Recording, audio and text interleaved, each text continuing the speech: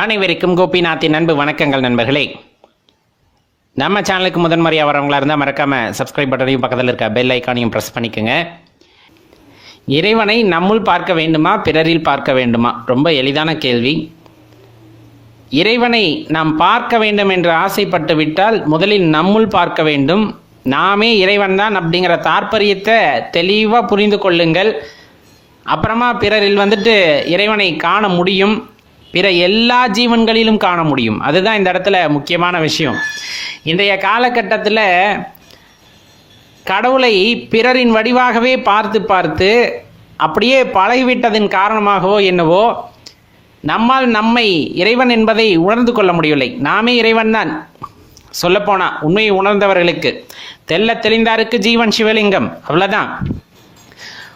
நம்ம இயல்பான வாழ்க்கை ஏன் இப்படி ஆனோம் அப்படின்னு தெரியல. நம்ம எதற்காக இப்போ ஆன்மீகம் அப்படிங்கிறது எந்த திசையை நோக்கி போகுது அப்படிங்கிறதும் தெரியல. பிறர் வடிவில் நீங்கள் இறைவனை காண்கின்றீர்கள் என்றால் உங்களில் எதிரில் இருக்கக்கூடிய அனைவரும் இறைவனை, எல்லா ஜீவராசிகளும் இறைவனை அப்படிங்கிறத முதல்ல தெரிஞ்சுக்கங்க. எல்லாத்துக்கும் ஒரு ஏக்கம், எப்படியாச்சும் எதிர்காலத்தை தெரிஞ்சுக்க முடியாதா? யாராச்சும் ஆசீர்வாதம் பண்ணி என் நிலைமை மாறிவிடாதா? என் கஷ்டத்தை யாராவது நான் சொல்லாமல் அவர்கள் சொல்லிவிட மாட்டார்களா? எல்லாம் தெரிஞ்சுக்கிட்டு என்ன பண்ண போகிறீங்க? உங்கள் எதிர்காலத்தை ஒருத்தர் சொல்கிறார் அப்படிங்கும்போது தெரிஞ்சுக்கிட்டு என்ன பண்ண போகிறோம்? இல்லை உன் கஷ்டத்தை நீ இவ்வளோவெல்லாம் கஷ்டப்படுற அப்படிங்கிறத சொன்னதுமே உங்கள் வாழ்க்கையில் கஷ்டம் மாறிட போதா?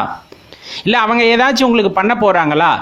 எந்த அதிசயமாக இருந்தாலும் இறைவன் பார்த்து நடத்தி வைத்தால் மட்டுமே உண்டானது. உனக்கு விதிக்கப்பட்டது உனக்கு நடந்தே தீரும் அப்படிங்கிறத தெரிஞ்சுக்க வேண்டும். இந்த வாழ்க்கையோட ரகசியம் அப்படிங்கிறது உன்னுள் இருக்கக்கூடிய இறைவனை உணர்ந்து, நீயே இறைவன் என்பதை உணர்ந்து இறைவனை சரணடைதல் அப்படிங்கிறதே நமக்கு கொடுக்கக்கூடிய பெரிய வாய்ப்பு. அதை விட்டுட்டு பார்க்குறவங்க எல்லாருமே இறைவன் அப்படிங்கிறத மறந்துட்டு யாராவது ஒருத்தரை மட்டும் குறிப்பிட்டு இறைவனாக நினைத்து கொண்டு அவர்கள் சொல்வதையெல்லாம் கேட்பது, அவர்கள் செய்கைகளையெல்லாம் நம்புவது அப்படிங்கிறதெல்லாம் விசித்திரமான ஒரு விஷயமாக இருக்கிறது. நான் குறையெல்லாம் கூறவில்லை.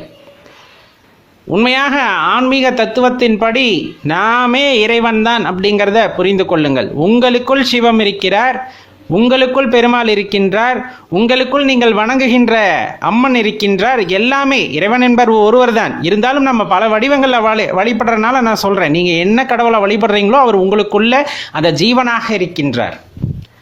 அதை உணர்ந்தால் நீங்களே இறைவன் தான். அதுக்கு தான் நல்ல குருமார்களிடம் உபதேசம் பெற வேண்டும் அப்படின்னு சொல்லுவாங்க. அவர்கள் காட்டுகின்ற பாதையில் செல்லும் பொழுது நாம் இறைவனை உணர்ந்து கொள்ள முடியும் அப்படின்னு சொல்லுவாங்க. ஒருத்தர் நம்மளோட எதிர்காலத்தை கணித்து கூறுவதன் மூலமாக மட்டும் அல்லது கூறுவதனை நாம் கேட்பதால் மட்டும் எதுவும் மாறிவிடப் போகிறதானா? எதுவும் மாறப்போகிறது இல்லை. தயவு செஞ்சு புரிஞ்சுக்குங்க.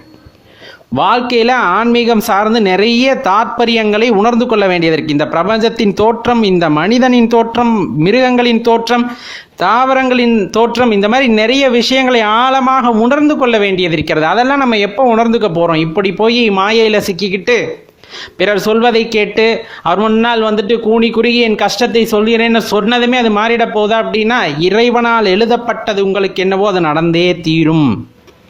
அப்போ தெளிவாக தெரிந்து கொள்ள வேண்டியது, ஞானம் பெற்ற ஆசிரியரிடம் செல்லுங்கள், ஞானம் அடைந்த ஆசிரியரை தேடிச் செல்லுங்கள், அந்த குருவை தேடிச் செல்லுங்கள். அதுதான் உங்கள் வாழ்க்கைக்கு எப்பொழுதுமே கை கொடுக்கும் அப்படிங்கிறத மறந்துட வேண்டாம்.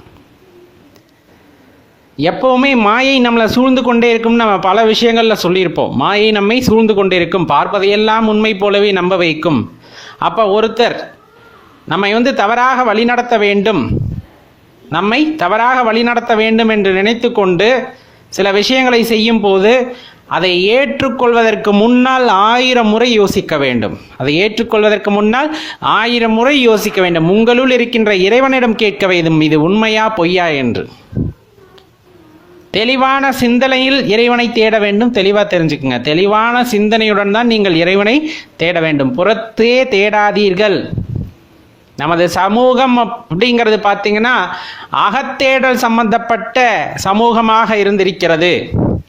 நமது தமிழ் சமூகம் அகத்தேடல் சம்பந்தமான சமுதாயமாகவே இருந்து வந்திருக்கிறது, இன்னும் இருந்து கொண்டிருக்கிறது. அப்படிங்கும்போது உங்களுக்குள்ளான தேடுதல் வேட்கை தான் அதிகமாகணுமே தவிர புறத்தே அப்படின்ட்டு பிறர் ஒருத்தரின் மூலமாக மட்டும் அப்படிங்கிற மாதிரியெல்லாம் போனோம் அப்படின்னா கண்டிப்பாக நமக்குள் இருக்கின்ற இறைவனை தெரிந்து கொள்வது அப்படிங்கிறது சாத்தியமற்றதாக ஆகிறது. ஏன்னா மாயையால் சூழப்பட்டு அந்த இறைவனை பற்றிய சிந்தனை இல்லாமல் ஆகிவிடுகின்றோம் அப்படிங்கிறத தெளிவாக தெரிஞ்சுக்குங்க. நம்ம இறைவன் பேசுவதை கேட்கணும் அப்படின்னு நினைக்கும் போது, ஏன்னா நிறைய பேத்துக்கு இந்த ஒரு சந்தேகம் அல்லது ஒரு எண்ணம் இருந்து கொண்டே தான் இருக்கிறது அல்லவா. கடவுள் கடவுள் என்று சொல்கிறார்கள், கடவுள் நேரில் காட்சி தருவதில்லை, கடவுள் இருப்பதை உணர முடியவில்லை, இந்த மாதிரி நிறைய கேள்விகள் எழுப்பப்படும். அந்த வகையில் குறைந்தபட்சம் கடவுள் இருப்பதை உணர்வதற்கு அல்லது கடவுள் பேசுவதை கேட்பதற்கு நாம் என்ன செய்யணும் அப்படிங்கிறத தான் இதில் பார்க்குறோம். நிறைய தாந்திரீக முறைகள் எல்லாம் சொல்லப்படும் கடவுள் இருப்பை உணர்வதற்கு அப்படின்னு சொல்லிட்டு. நீங்கள் அந்த அளவுக்கெல்லாம் போக வேண்டாம். எப்போவுமே ஆன்மீக வழியில் இயற்கையாக நமக்கு இறைவன் கொடுத்த அந்த ஆற்றல்களை உணர்ந்து கொள்வதன் மூலமாக இறைவன் இருப்பை உணர்ந்து கொள்ளலாம், அல்லது அவர் பேசுகிறத நம்மளால் கேட்க முடியும். அதை முயற்சி செய்தால் போதுமானது. தாந்திரீக பயிற்சி அப்படிங்கிறதெல்லாம் வேண்டாம்.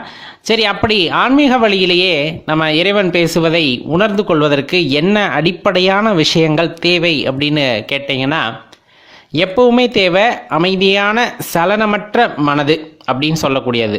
சலனமற்ற மனது அப்படின்னா நம்ம என்ன சொல்லுவோம் அப்படின்னா, எந்த குழப்பமும் இல்லாமல் தெளிந்த நீரோடை போல் இருக்கின்ற எண்ணங்கள் இருக்கின்ற மனது அப்படின்னு எடுத்துக்கிட்டோம்னா கண்டிப்பாக அங்கே இறைவன் இருப்பை உணர முடியும். அப்படி ஒரு மனநிலை நமக்கு கிடைக்கிறது அப்படின்னா இறைவன் இருப்பை உணர முடியும். அவர் பேசுவதை கேட்கணும் அப்படிங்கும்போது அந்த நிசப்தம், நம்ம சொன்ன அந்த அமைதியான நிலை இருக்கிறதல்லவா, அந்த அமைதியான நிலையில் மனது ஒருநிலைப்பட்ட நிலையுடன் பொறுமையாக இந்த பஞ்சபூத இயக்கங்கள் இருக்கிறதல்லவா, இந்த பூமி சுழல்கிறது, நமக்கு தெரியும் நம்மளை சுற்றி இருக்கிறது எல்லாம் பஞ்சபூத கூறுகளால் ஆனது அப்படிங்கிறத உணர்ந்து காற்று பேசுவதை அல்லது இந்த வெப்பம் சுடுவதை இதையெல்லாம் இயல்பாக எப்படி நடக்கிறதோ அதே போல் நாம் உணர்ந்து கேட்கும் பொழுது, இந்த இயற்கை கொஞ்சி விளையாடுவதை நாம் கேட்கும் பொழுது அந்த இயற்கையின் மொழியை புரிந்து கொள்ளும் போது அது இறைவனின் மொழியாக இருக்கும். அது இறைவனின் மொழியாக இருக்கும். அப்பொழுது அவர் பேசுவதை நம்மால் உணர முடியும். ரொம்ப எளிமையாவோ அல்லது குழப்பமாக இருந்தால் தெளிவாக ஒரு விஷயத்தை தெரிஞ்சுக்குங்க. மனது அமைதியான நிலையில் ஒருநிலைப்படுத்தப்பட்ட அந்த மனதுடன் அமைதியாக அமர்ந்து காற்று வீசுவதின் சத்தத்தை உங்களால் உணர முடிகிறது, கேட்க முடிகிறதுனா இறைவன் பேசுவதை உங்களால் உணர முடியும், கேட்க முடியும்.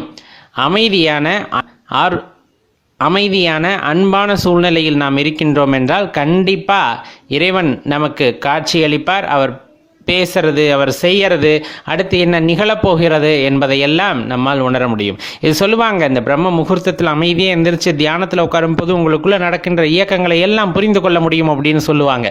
அதே போல உங்களுக்குள்ள இருக்கின்ற இயக்கங்களை எல்லாம் நீங்கள் உணர்ந்து கொள்கிறீர்களா, இந்த பிரபஞ்ச இயக்கத்தையும் உங்களால் உணர்ந்து கொள்ள முடியும். இந்த பிரபஞ்ச இயக்கத்தை உணர்ந்து கொள்கிறீர்கள் என்றால், குறிப்பாக சொல்ல வேண்டும் என்றால் இறைவனின் இருப்பையும் உங்களால் உணர்ந்து கொள்ள முடியும் அப்படிங்கிறது தான் அதில் உள்ள தாற்பயம். அப்போ நம்ம கடைபிடிக்க வேண்டியது பொறுமை, அமைதி அப்படிங்கிற அந்த விஷயம். எதையும் நிதானமாக தெளிந்த மனதுடன் நாம் பார்க்க வேண்டிய அந்த கண்ணோட்டத்தை நாம் ஏற்படுத்தி கொள்ள வேண்டும் அப்படிங்கிறதான் மறந்துடாதீங்க நண்பர்களே.